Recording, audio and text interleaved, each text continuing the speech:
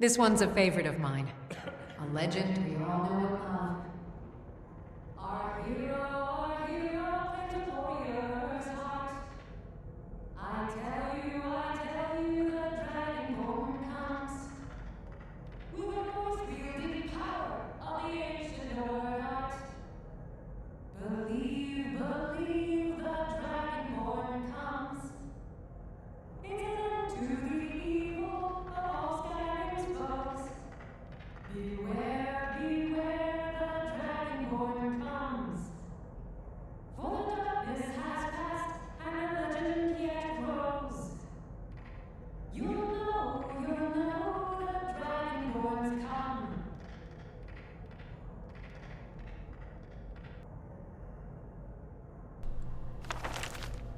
The Book of the Dragonborn by Prior Emmeline Madrine, Order of Talos, Veynon Priory, year 360 of the Third Era, 21st of the reign of His Majesty Pelagius IV.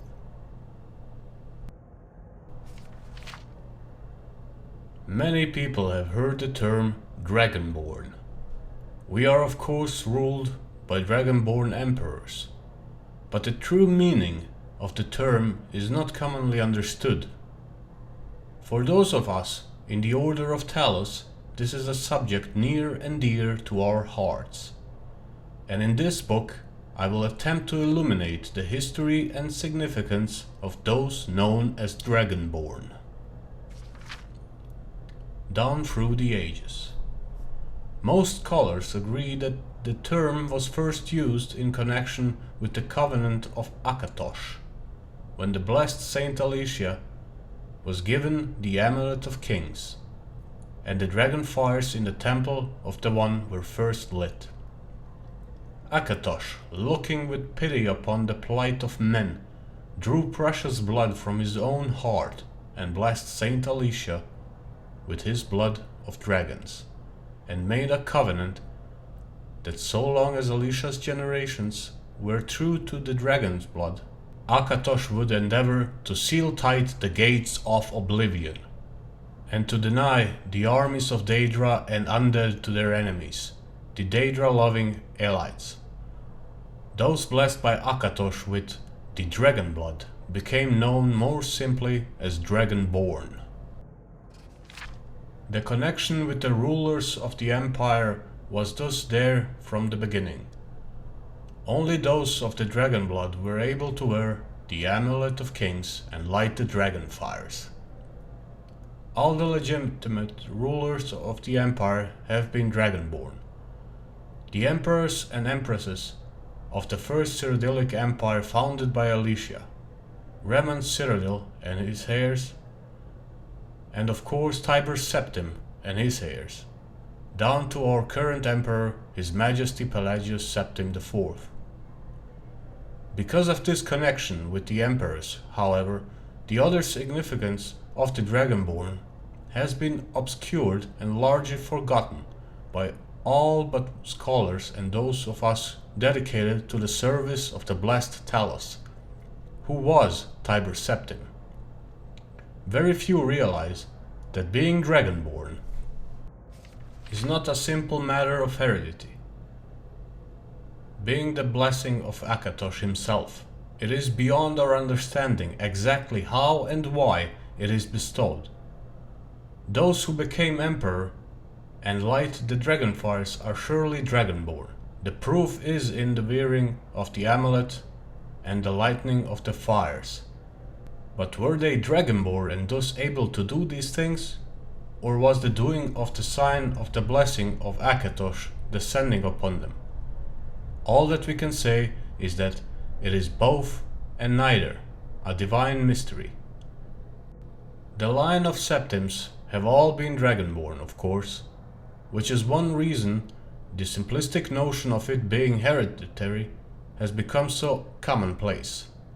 But we know for certain that the early Cyrodiilic rulers were not all related. There is also no evidence that Remon Cyrodiil was descended from Alicia, although there were many legends that would make it so. Most of them dating from the time of Reman and likely attempts to legitimize his rule. We know that the Blades, usually thought of as Emperor's bodyguards, originated in Akaviri, crusaders who invaded Tamriel for obscure reasons in the late First Era.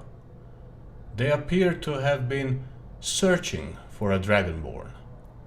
The events at Pale Pass bear this out, and the Akaviri were the first to proclaim Reman Cyrodiil as Dragonborn. In fact, it was the Akaviri who did the most to promote his standing as Emperor, although Reman himself never took that title in his lifetime. And of course, there is no known hereditary connection between Tiber Septim and any of the previous Dragonborn rulers of Tamriel. Whether there can be more than one Dragonborn at any time is another mystery. The emperors have done their best to dismiss this notion, but of course the imperial succession itself means that, at the very least, there are 2 or more potential Dragonborn at any time. The current ruler and his or her heirs. The history of the Blades also hints at this, although little is known of their activities during the interregnum between Reman's empire and the rise of Tiber Septim. Many believe that the Blades continued to search out and guard those they believed were, or might be, Dragonborn during this time. Lastly, we come to the question of the true meaning of being Dragonborn. The connection with dragons is so obvious that it has almost been forgotten. In these days, when dragons are a distant memory, we forget that in the early days being Dragonborn meant having the dragon blood. Some scholars believe that it was meant quite literally, although the exact significance is not known. The Nords tell tales of Dragonborn heroes who were great dragon slayers, able to steal the power of the dragons they killed. Indeed, it is well known that the Akaviri sought out and killed many dragons during their invasion, and there is some evidence that this continued after they became Reman Cyrodiil's Dragon Guard. Again, the connection to dragons, the direct predecessors to the Blades of today. I leave you with what is known as the prophecy of the Dragonborn. It often said to originate in an Elder Scroll, although it is sometimes also attributed to the ancient Akaviri. Many have attempted to decipher it, and many have also believed that its omens had been fulfilled and that the advent of the last Dragonborn was at hand. I make no claims as an interpreter of prophecy, but it does suggest that the true significance of Akatosh's gift to mortal kind has yet to be fully understood.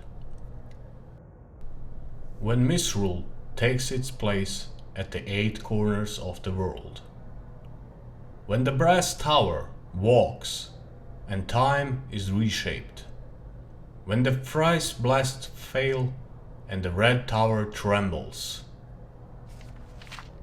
when the Dragonborn ruler loses his throne and the white tower falls, when the snow tower lies sundered, kingless, bleeding, the world eater wakes and the wheel turns upon the last Dragonborn.